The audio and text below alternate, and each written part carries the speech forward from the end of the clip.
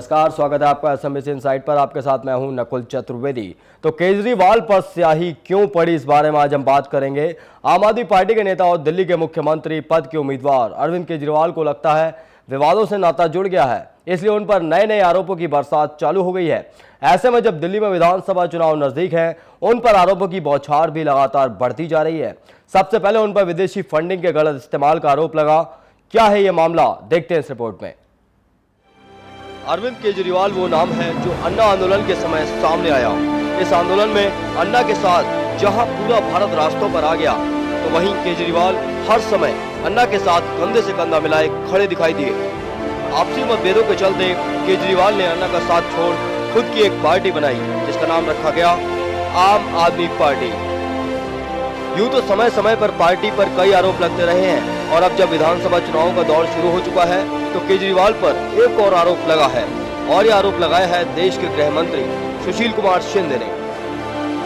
गृह मंत्री ने केजरीवाल पर आरोप लगाया है कि उन्होंने विदेशी फंडिंग का गलत इस्तेमाल किया है। लगाया है आम आदमी पार्टी पर, क्या आप होम मिनिस्ट्री इसकी जांच कराएगी? हमारे पास भी कंप्लेंट्स आ गई है, उसकी जांच हम करा रहे हैं।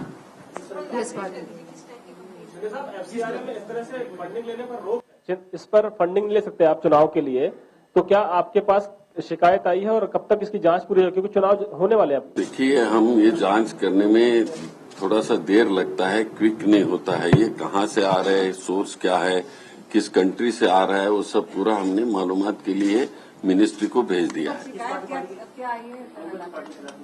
फॉरेन से इनको पैसा आता है, इस तरह की शिकायत आई है। अभी उसके लिए तो हमने जांच के लिए दिए हैं। नहीं, उनका ही नाम आ गया। ये आरोप लगते ही राजनीतिक गलियारों में नई राजनीति शुरू हो गई है, क्योंकि केजरीवाल आम आदमी पार्टी से दिल्ली में मुख्यमंत्री पद के उम्मीदवार हैं, और इससे पहले केजरीवाल भी कांग्रेस और बीजेपी पर कई आरोपों का हमला कर चुके हैं। तो उन पर कोई आरोप न लगे, ऐसा कैसे हो सकता है? जेडीयू नेता केसी त्यागी ने भी केजरीवाल पर आरोप लगाया, तो वहीं सुब्रमण्यम स्वामी ने भी केजरीवाल को घेरा है। अकेली जनता दल यू एक ऐसी पार्टी है जिसको विदेश से, देश के किसी पूंजीपति से कोई पैसा नहीं मिला। लिहाजा हम मांग करते हैं कि सभी राजनीतिक दलों का ऑडिट होना चाहिए, सभी की जांच होनी चाहिए कि इनको इतना पैसा चुनाव में बहाने के लिए कहां से मिल रहा है। इस बार का चुनाव अब आजादी के बाद का सबसे महंगा चुनाव होने जा रहा है। अमेरिका में मैंने थोड़ा पूछताछ की कि कौन लोग दे रहे हैं, तो एक हिंदुस्तानी खून का व्यक्ति जो अमेरिकन सिटीजन है, अमेरिकन पासपोर्ट है, उसने डोनेशन दिया था आप पार्टी को। तो वो सीधा उल्लंघन है एफसीआरए का। तो मैंने सबूत मांगा उससे कि तुमने दिया, इसका प्रूफ है। तो उसने मुझे ये सारा भेजा है, और मैं उसका छानबीन कर रहा हूँ, और शीघ्र उसको मैं उसको सार्वजनिक करूंगा। जिसमें जो मैंने कल रात को ही मिली मुझे, उसमें जो देखा उसमें ये अमेरिकन सिटीजन है, इसने छिपाया नहीं, नाम हिंदुस्तानी नाम है, और उसने दिया है उनकी जो वेबसाइट में जो फॉर्म है उसको भरा। उसने यानी हो सकता है इनकी जो पोल खोलने के लिए उसने सारे विवरण देकर उसको सारा ये क्या बोले उसका एक्नॉलेजमेंट, रिसीट, सब का कॉपी उसने मुझे भेजा है। दिल्ली की गलियों में चुनावी रोड शो के दौरान जब केजरीवाल से इस बारे में पूछा गया, तो उन्होंने अपनी सफाई तो दी, लेकिन एक अच्छे नेता की तरह कांग्रेस और बीजेपी पर भी निशाना साधने से नहीं चूके। नहीं है, और सरकार जांच करा ले। अगर हमने कुछ दोष किया है, जितनी सजा कानून में लिखी है उससे दुगनी सजा दे दे हमारे को। ये कहा जा रहा है कि पैसा, आपने भी कल माना कि बाहर के देशों से पैसा आया है। बाहर के देशों में एनआरआई ने पैसा दिया है। एनआरआई से पैसा लेना कोई गुनाह नहीं है कानून में। जो इंडियन भारत में, अमेरिका में रहते हैं वो दे सकते हैं, उन्हीं से लिया हमने, और एक एक का हिसाब हमारी वेबसाइट पे है। प्रॉब्लम क्या है? सुब्रमण्यम स्वामी अचानक आपके विरोध में आ गए हैं, कह रहे प्रेस कॉन्फ्रेंस। वो तो बीजेपी की तरफ से बोल रहे हैं। तो बीजेपी और कांग्रेस दोनों मिले हुए हैं। हमारे पास नहीं आया कोई $4 लाख। उनको करने दो। आप जनता को देख रहे हो, ये अपनी राजनीति करेंगे, कमरों में बैठ के ये यही राजनीति करते हैं। इनको करने दो ये राजनीति। भाई हम कह रहे हैं सारी जांच करा लो, हमारी जितनी सजा लिखी है उससे दुगनी सजा हमको दे दो बस। निश्चित ही चुनावी समय है और आरोप प्रत्यारोपों का दौर शुरू हो चुका है। और अगर ये सच है कि केजरीवाल ने गलत तरीके से पैसे जुटाए हैं, तो ये उस जनता के साथ विश्वासघात होगा जिन्होंने केजरीवाल को इतना समर्थन दिया। आने वाला समय ये जरूर बताएगा कि सच क्या है और क्या अपने आप को पाक साफ बताने वाले केजरीवाल सच में सही है। Political desk, SMBC inside. यहाँ तक तो ठीक था। अब केजरीवाल पर एक और आरोप लगा है और ये आरोप लगाया है केजरीवाल को खड़ा करने वाले और उनके पुराने सहयोगी अन्ना हजारे ने। दरअसल केजरीवाल एक प्रेस कॉन्फ्रेंस कर अन्ना के पूछे सवालों के जवाब दे रहे थे और हो गया हंगामा। क्या है पूरी कहानी, आप भी देखिए। आम आदमी पार्टी के नेता अरविंद केजरीवाल का आरोपों से पुराना नाता है। गलत तरीके से विदेशी फंडिंग के इस्तेमाल के बाद अब केजरीवाल नए आरोपों में घिर गए हैं और ये आरोप लगाने वाला और कोई नहीं बल्कि अरविंद केजरीवाल को खड़ा करने वाले अन्ना हजारे हैं। आपको बता दें कि अन्ना हजारे ने केजरीवाल को एक खत लिखा था जिसमें उन्होंने पूछा था कि क्या जन लोकपाल आंदोलन के दौरान इकट्ठा हुए पैसे का इस्तेमाल आम आदमी पार्टी के दिल्ली चुनाव अभियान में हो रहा है, जिसका जवाब देने के लिए केजरीवाल ने जल्दबाजी में ये प्रेस वार्ता रखी थी। आम आदमी पार्टी की दिल्ली में हो रही प्रेस कॉन्फ्रेंस में एक व्यक्ति ने केजरीवाल पर स्याही फेंक दी। कमरे से बाहर ले जाए जाने से पहले अपना नाम नचिकेता बताने वाले शख्स ने ही केजरीवाल पर स्याही फेंकी थी और नारेबाजी की। नेहरू जैकेट और कुर्ता पहने इस व्यक्ति ने चिल्लाते हुए कहा, मैं ये विरोध इसलिए कर रहा हूँ, इन लोगों ने जन लोकपाल आंदोलन को धोखा दिया है। अन्ना मेरे गुरु हैं और मैं रालेगढ़ सिद्धि से आया हूँ। साथ ही शख्स ने खुद को बीजेपी का कार्यकर्ता भी बताया। जो लगा है वो ठीक नहीं है। अन्ना हजारे का जन लोकपाल 19 दिसंबर को हम लाने वाले हैं। विधानसभा में जन लोकपाल विधानसभा में नहीं आएगा।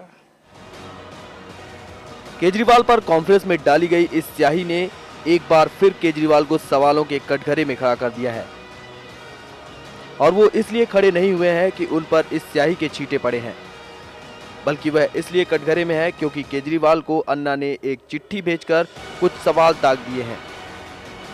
हालांकि केजरीवाल ने पत्र लिखकर उनका जवाब दिया है, पर कभी साथ दिखने वाले अन्ना और केजरीवाल की दूरियां लगातार बढ़ती जा रही हैं। वो मुद्दे जरूरी हैं। हम अन्ना जी की बहुत इज्जत करते हैं। जैसा कि मैं बार बार कहता रहा हूं कि अन्ना हजारे जी मेरे गुरु के समान है, मेरे पिता के समान है। तो जो मुद्दे उन्होंने उठाए हैं उनका जवाब देना जरूरी है। मैं ये भी कर सकता था, ये चिट्ठी उन्होंने मुझे लिखी थी तो मैं उनको जवाब दे देता, लेकिन हम लोग राजनीति में सच्चाई और पारदर्शिता के लिए आए हैं। तो जो मुद्दे उन्होंने उठाए हैं, मुझे हम सब लोगों को ये लगा कि उसकी चर्चा जनता के बीच में होनी चाहिए।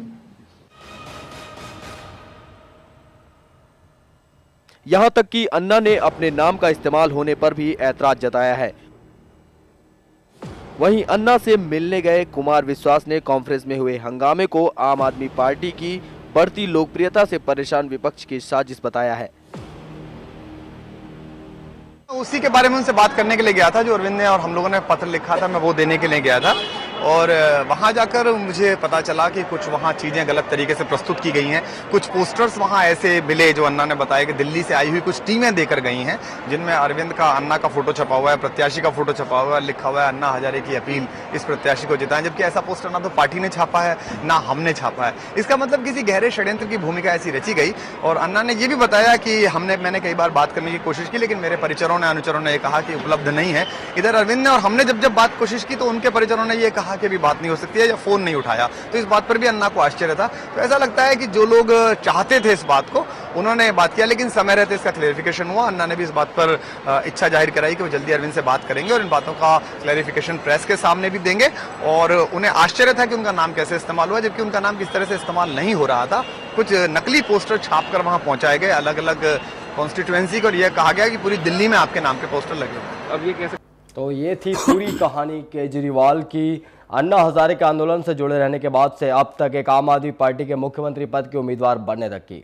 तो इस पर हम चर्चा करेंगे। इस पर चर्चा के लिए हमारे साथ मौजूद है यहाँ पर स्टूडियो में आम आदमी पार्टी के कार्यकर्ता राजेश जैन जी। राजेश जैन जी, आपका बहुत बहुत स्वागत है हमारे स्टूडियो में। हमसे बातचीत करने के लिए आज हमने आपको बुलाया है। उन मुद्दों पर आज हम बातचीत करेंगे जब अन्ना हजारे के लोकपाल बिल के वक्त जब अनशन चल रहा था दिल्ली के अंदर, केजरीवाल, अन्ना हजारे सभी लोग उस वक्त साथ थे, और उसके बाद जब केजरीवाल ने एक पार्टी बना ली और उसका विरोध हुआ, अन्ना हजारे और केजरीवाल दोनों अलग हो गए। तो कल बड़ा मुद्दा यहाँ पर यह उठता है कि जब आप लोगों का अनशन चल रहा था, मेरा पहला सवाल आपसे कि जब आप लोगों का अनशन चल रहा था, अन्ना हजारे अनशन कर रहे थे, केजरीवाल भी वहां पर साथ में थे, जब पार्टी की बात ही नहीं थी, अन्ना हजारे ने साफ तौर पर बोला था कि कोई पार्टी नहीं बनाई जाएगी, और जब केजरीवाल ने पार्टी बना ली तो अन्ना हजारे ने उनसे दूरियां क्यों बना ली? देखिए, ये बहुत स्पष्ट है और ये पूरे देश ने जी देखा कि 5 अप्रैल 2011 को जब लोकपाल की मांग करते हुए अन्ना हजारे ने जंतर मंतर के ऊपर अनशन चालू किया।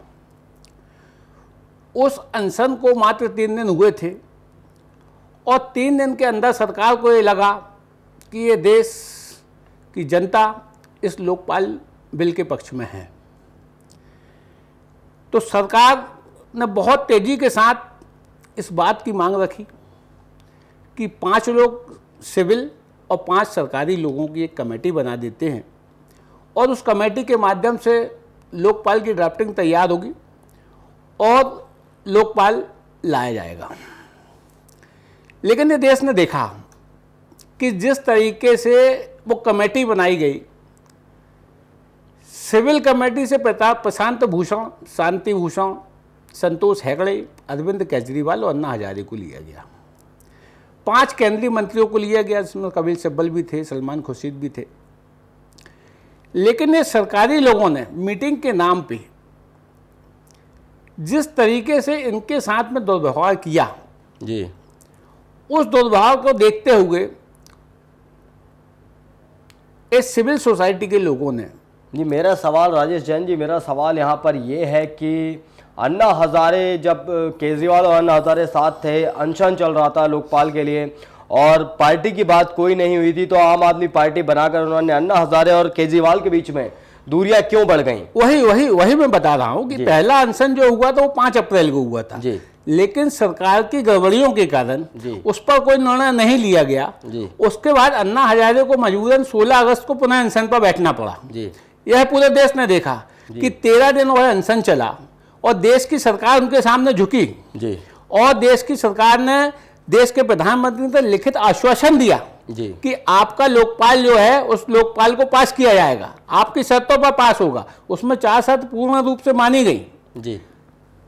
उसके बाद जब इन्होंने नहीं किया, जब 15 मंत्रियों के ऊपर भ्रष्टाचार के आरोप कैग की रिपोर्ट में लगे और उस रिपोर्ट के आधार पर अरविंद केजरीवाल ने जंतर मंतर के ऊपर पुनः एक अनशन किया जी। उस अनशन में अन्ना हजारे जी भी मौजूद थे और उसी अनशन के बाद जब देश के 20 बुद्धिजीवियों ने इस बात की अरविंद केजरीवाल को बोला कि आपके अनशन से सरकार को कोई फर्क नहीं पड़ने वाला है, सरकार पूर्ण रूप से बेशरम हो चुकी है, जो देश के सामने आपसे वादा करके जब लोकपाल नहीं लाई तो आप अपनी जान को क्यों खतरे में डालते हो? मतलब साफ तौर पर यही कहना है आपका कि सरकार बिल्कुल बेशरम थी, वहां पर सरकार ने आप लोगों की नहीं सुनी, इसलिए अनशन को बंद करना पड़ा और अरविंद केजरीवाल और अन्ना हजारे के बीच में दूरियां आ गई। दूरियां नहीं जी। अन्ना जी की मौजूदगी में एक पार्टी का गठन हुआ। क्यों जी, मेरा सवाल यहाँ पर यह है कि दूरियां क्यों दूर हो गए अन्ना हजारे? आखिर वजह कहती है अन्ना हजारे की केजरीवाल से दूरी बनाने? देखिए, ये राजनीतिक दलों का फैलाया हुआ एक भ्रम है। अन्ना हजारे आज भी दूर नहीं है, कल भी दूर नहीं थे और आगे भी दूर रहने वाले नहीं हैं। अन्ना हजारे का जो मकसद है वही मकसद अरविंद केजरीवाल अभी अन्ना हजारे को अभी हमने अन्ना हजारे की आपको बाइट सुनाई। अन्ना हजारे साफ तौर पर ये बोल रहे थे कि दिल्ली में ये लिखा जा रहा है, जहां जहां बोर्ड लगे हैं वहां पर साफ तौर पर ये लिखा जा रहा है कि 19 तारीख को अन्ना हजारे का जन लोकपाल बिल पास होगा। तो विधानसभा में कैसे पास हो सकता है लोकपाल बिल? देखिए, ये बड़ा स्पष्ट है कि देश की एक विधानसभा में जन लोकपाल बिल तो नहीं आया, क्योंकि विधानसभाओं में जन लोकपाल बिल नहीं आते, जन लोकायुक्त बिल आते हैं। और देश की एक विधानसभा उत्तराखंड, जहां बीसी खडूरी ने जन लोकायुक्त बिल पास कराया था जी। और उसके आधार पर वह पुनः चुनाव में गई। लेकिन जब अरविंद केजरीवाल उस क्षेत्र में चुनाव के लिए गए और चुनाव में जब उन्होंने निर्विवाद रूप से यह बात की कि हम भारतीय जनता पार्टी या कांग्रेस किसी का प्रचार करने नहीं आए, हम इस बात का प्रचार करने आए हैं कि अगर जो भी यहाँ पर ईमानदार और अच्छे लोग खड़े हुए उनको आप बीजी बनाएं।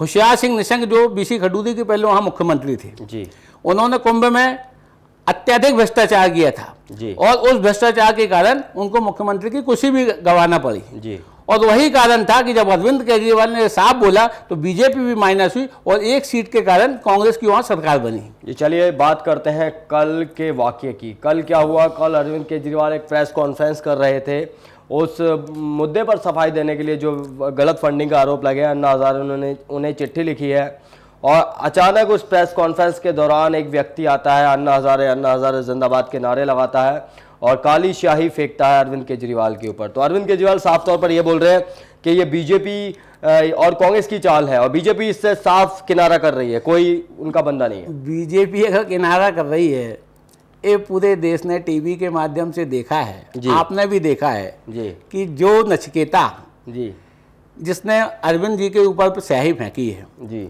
वह निश्चित रूप से अहमदनगर के भारतीय जनता पार्टी का महामंत्री है। उसके लेटर हेड भी मिले हुए हैं जिसमें स्पष्ट रूप से लिखा है।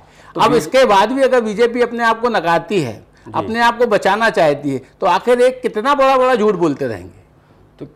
तो यहाँ पर नेताओं का तो साफ तौर पर मना कर रहे हैं कि कोई बीजेपी का वो कार्यकर्ता नहीं है और अरविंद केजरीवाल ने कहीं पब्लिसिटी स्टंट हो अरविंद केजरीवाल का कि जिस तरीके से यहाँ पर लग रहा है कि आम आदमी पार्टी नुकसान तो पहुंचा रही है दोनों ही पार्टियों को, मगर उतना बहुमत नहीं ला पा रही है कि वो वहां पर सत्ता में आ जाए।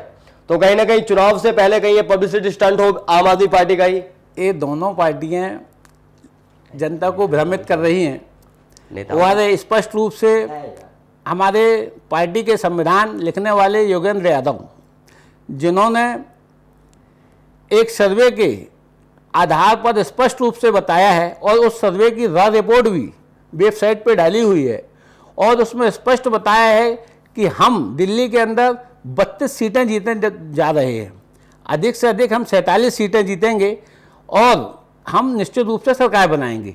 उसके कारण आज भारतीय जनता पार्टी और कांग्रेस की नींद हराम है। अब ये नए नए हथकंडे आपके सामने लेके आ रहे हैं कि कोई भारतीय जनता पार्टी का कार्यकर्ता है, कोई कांग्रेस का कार्यकर्ता है। राजेश जी यहाँ पर एक सवाल उठता है कि बीजेपी को भी पता है कि उन्हें नुकसान हो रहा है आपके आने से, कांग्रेस को भी पता है कि उन्हें नुकसान हो रहा है आपके आने से, तो वो कोई ऐसा काम क्यों करेंगे जिससे आपकी पब्लिसिटी थोड़ी और बढ़े, थोड़ी सी, और आपके प्रति जनता की सहानुभूति बढ़े, जिससे आपके वोट बढ़ जाए, उन दोनों के वोट कट जाए। पब्लिसिटी की जरूरत नहीं है, ये पूरा देश देख रहा है और खासकर दिल्ली की जनता तो ये मान चुकी है कि ये राजनीतिक दल नहीं है, यह व्यवस्था परिवर्तन के लिए आए हैं, ये देश की राजनीति को सुधारने के लिए आए हैं, ये राजनीति करने नहीं आए हैं, ये राजनीति करके किसी पद के लोलुप नहीं है। क्योंकि अरविंद जी ने इसके पहले भी आपने देखा होगा कि स्पष्ट रूप से किरण बेदी जी को आमंत्रित किया कि किरण जी आप हमारे साथ आइए और दिल्ली का मुख्यमंत्री पद को संभालिए। तो यहाँ पे कोई लालच या स्वार्थ का काम नहीं है, देश में जो बढ़ रहा है भ्रष्टाचार उसको समाप्त करना है।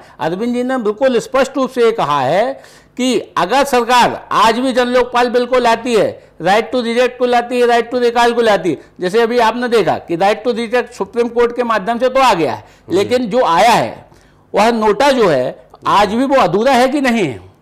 नोटा आने के बाद भी आज अगर हम मतदाताओं को जागरूक करते हैं। चलिए राजेश जी, ये बहस को हमें यहीं खत्म करना पड़ेगा क्योंकि समय बहुत कम है और लगातार जो भी बातें हैं खुलकर सामने आए, जांच हो नचिकेता बीजेपी का बंदा है या फिर कांग्रेस का कार्यकर्ता है या फिर आम आदमी पार्टी का खुद का कार्यकर्ता है, ये सब जांच के बाद ही पता चल पाएगा। फिलहाल हम रुकेंगे यहीं पर। असम इनसाइट पर खबरें लगातार जारी हैं।